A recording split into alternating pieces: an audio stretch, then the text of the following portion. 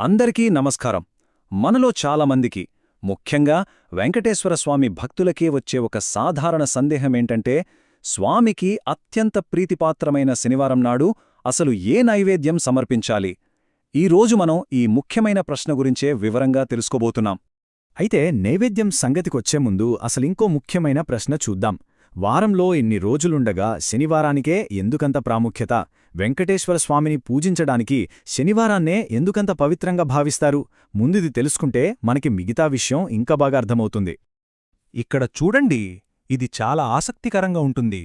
మన హిందూ సాంప్రదాయంలో వారంలోని ప్రతిరోజుకీ ఒక్కో దైవానికొక ప్రత్యేకతుంటుంది కదా. సోమవారం శివుడికి, మంగళవారం హనుమంతుడికి, అలా చూసుకుంటూ వెళ్తే శనివారం ప్రత్యేకంగా వెంకటేశ్వర స్వామికి, అలాగే శనిదేవుడికి కేటాయించబడింది. అందుకే ఆ రోజుకి అంత ప్రాముఖ్యత. సరే, శనివారం ప్రాముఖ్యత ఏంటో తెలిసింది గదా. మరి ఇంతటి ప్రత్యేకమైన రోజున స్వామివారికి ఏం నైవేద్యం పెట్టాలి, ఏది సరైన పద్ధతి, దాని గురించే ఇప్పుడు చూద్దాం.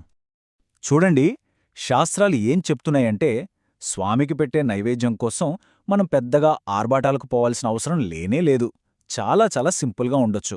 ఉదాహరణకి ఓ చిన్న బెల్లముక్క పెట్టినా చాలు, లేదా 2 అరటిపళ్ళు, ఇంట్లో అందుబాటులో ఏ పండుంటే ఆ పండు.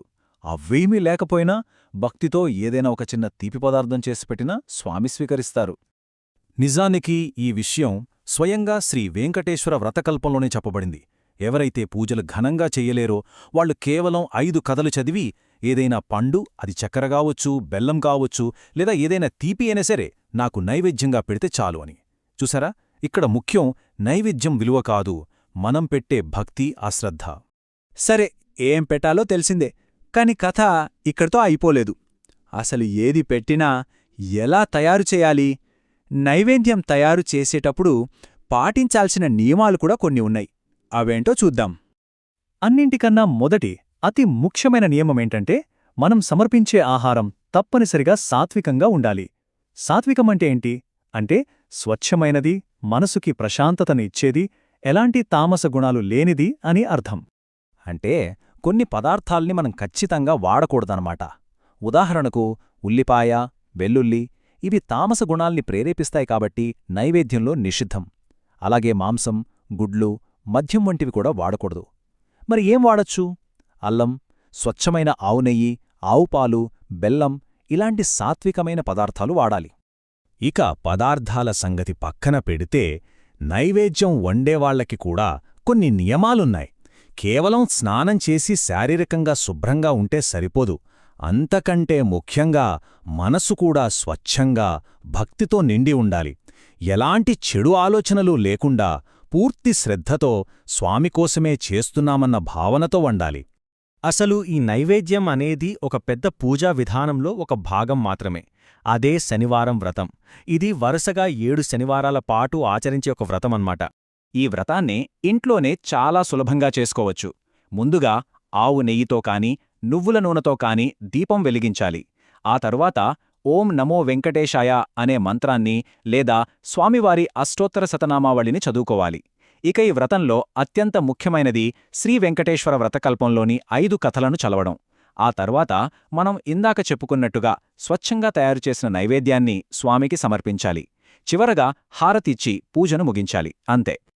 ఈ పూజా విధానాలన్నీ మన పెద్దలో ఏవో ఊహించి చెప్పినవి కావు. సర్వదేవతా పూజా విధానము లాంటి ఎన్నో ప్రామాణిక గ్రంథాలలో వీటి గురించి స్పష్టంగా వివరించారు. ఇదంతా ఒక శాస్త్రబద్ధమైన ప్రక్రియ. సరే, ఇంత శ్రద్ధగా వ్రతం చేస్తున్నాం, నైవేద్యం పెడుతున్నాం, దీనివల్ల ఏం జరుగుతుంది? ఎందుకు చెయ్యాలి? ఈ వ్రతాన్ని శ్రద్ధగా చేయడం వల్ల కలిగే ఫలాలు, ఆశీస్సులు ఏంటో ఇప్పుడు చూద్దాం. శాస్త్రాల ప్రకారం ఈ వ్రతం ఆచరించడం వల్ల మన జీవితంలోని ఎన్నో ఆటంకాలు తొలగిపోతాయి. ఆరోగ్యం, అప్పులు, కుటుంబ సమస్యలు, ఇలాంటి కష్టాల నుండి ఉపశమనం లభిస్తుందని నమ్మకం. మనసులో ఉన్న మంచి కోరికలు నెరవేరతాయి. అన్నింటికన్నా ముఖ్యంగా మనసుకి చెప్పలేని శాంతి, ప్రశాంతత దొరుకుతాయి. జాతకంలో శనిదోషంలాంటివి ఏమైనా ఉన్నా వాటి ప్రభావం కూడా తగ్గుతుంది. మనమిదంతా చూశాక ఒక్క విషయం స్పష్టంగా అర్థమవుతుంది. స్వామివారు మనం పెట్టే ఖరీదైన నైవేద్యాల కన్నా మనస్సులోని స్వచ్ఛమైన భక్తికే ఎక్కువ విలువ ఇస్తారు. మరి ఈ సూత్రాన్ని మనం కేవలం పూజకే పరిమితం చెయ్యాలా?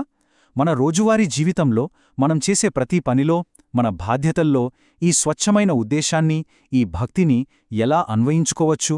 ఒక్కసారి ఆలోచించండి.